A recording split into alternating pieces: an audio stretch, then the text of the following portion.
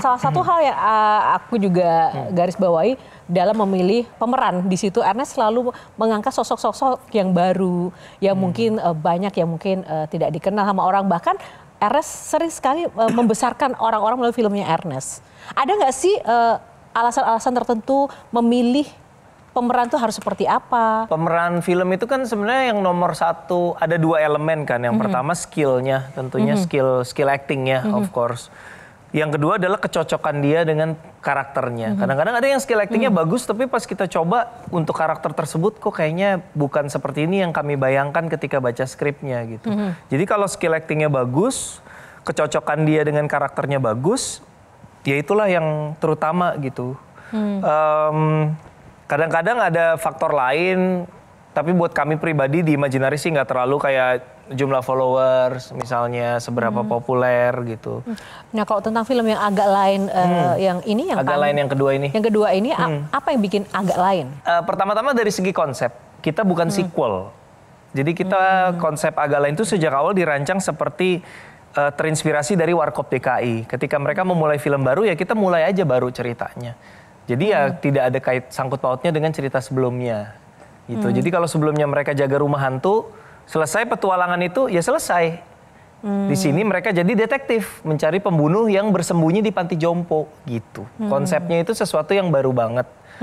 Kita coba untuk jalani di film kedua ini ya semoga jadi sesuatu yang refreshing gitu. Jadi kita tetap setiap cerita bisa start fresh, bisa clean slate, bisa mikir ide yang exciting tanpa terikat sama cerita sebelumnya. Itu penting sih buat kami gitu. Lebih susah mengarahkan aktor profesional atau komika atau mungkin pendatang-pendatang baru sih? Pasti pendatang baru. Pendatang baru kan jam terbang ya. Kalau dibandingkan komika sama aktor lebih susah yang mana? Lebih susah komika lah. Kalau komika biasanya kalau untuk peran-peran kadang-kadang yang trik itu naruh komika di peran drama itu kadang-kadang penonton yang kadang-kadang nggak terima. Jadi harusnya scene-nya drama orang nontonnya ketawa. Itu yang kadang-kadang susah gitu, tricky. Kalau ngeliat Gian ini? Gian sih buat lighting tim cocok sih kayaknya. Dia fisiknya kayaknya kuat sih. Kebetulan aku udah belajar wardrobe kok. Kamu ya dari lighting wardrobe ya? Oke Gian. Nah tadi aku pengen nanyanya adalah pada saat memulai tour ada cuplikan di titik kumpul ya. Bertanya sama istri. Pada saat mau masuk ke dunia film ngobrol juga nggak? Ngobrol pasti. Tapi ngobrolnya lebih di sisi... Ini kayaknya belum pernah dibahas deh. Ngobrolnya di sisi ketika saya menjadi aktor. Karena konsekuensi menjadi aktor kan harus kadang-kadang bermesraan dengan perempuan lain. Nah, itu yang menjadi perdebatan di awal. Karena awalnya saya sebagai aktor merasa, ya aku kan aktor, bebas dong. Gitu ya. Kamu kok nggak dukung karir aku? Gitu. Awalnya perdebatannya seperti itu. Terus dia bilang, ya bukan yang nggak dukung karir, aku kan waktu itu mau sama kamu bukan aktor. Kalau kamu aktor belum tentu aku mau. So it's fair gitu loh.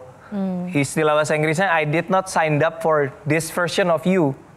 Gue kan nikahnya sama lu yang itu, bukan lu yang ini. Jadi sejak itu ngasih syarat ke siapapun ketika Ernest sebagai aktor ya nggak ada adegan romance, nggak ada adegan mesra-mesraan. Nah ketika dicek toko sebelah dua, karena tuntutan skenarionya emang ada adegan pernikahan antara saya dengan Laura Basuki, itu memang ada adegan cium kening, tapi itu juga istri gue yang ada di monitor gitu. Gitu. Atau karena itu saya dipasangin ini alat setrum gitu. Tombolnya di dia. Nah, atau itu, kelamaan. Itu juga kan yang menjadi alasan kenapa sekarang angkatnya agak lainnya di panti jompo, aman kan ya? Panti jompo itu menurutku dinamika sosialnya menarik sekali. Di satu sisi seolah-olah orang Indonesia tuh merasa kalau naruh orang tua di panti jompo tuh kayak terbengkalai gitu, kayak ngebuang gitu. Padahal banyak orang tua di panti jompo lebih memilih untuk berada di situ daripada tinggal sama anaknya nggak keurus. Di situ dia ada yang ngurus, ada rekan-rekan sebaya bercanda bareng. Jadi ternyata panti jompo itu bukan tempat yang persepsi sebagian orang termasuk saya kayak kasihan ya ditaruh di panti jompo nggak diurus sama keluarganya. Ternyata di panti jompo kita datang pas kita survei lokasi, teman-teman datang ke panti jompo, mereka lagi main piano sambil main kayak keyboard gitu sambil nyanyi-nyanyi gitu, kayak oh ternyata ya sebagian happy juga. Mungkin ada yang sedih karena berpisah sama anak ya, tapi banyak juga yang terlihat menjalani hari dengan riang gitu. Nah, tapi goals dari Agak Lain 2 ini apa? Yang juga membedakan dari film lainnya? Nggak, sebenarnya kalau Agak Lain, mau film yang kedua, mau film yang sebelumnya, goalsnya adalah bikin penonton ketawa sengakak-ngakaknya. Jelajahi cara baru mendapatkan informasi. Download Metro TV Extend sekarang.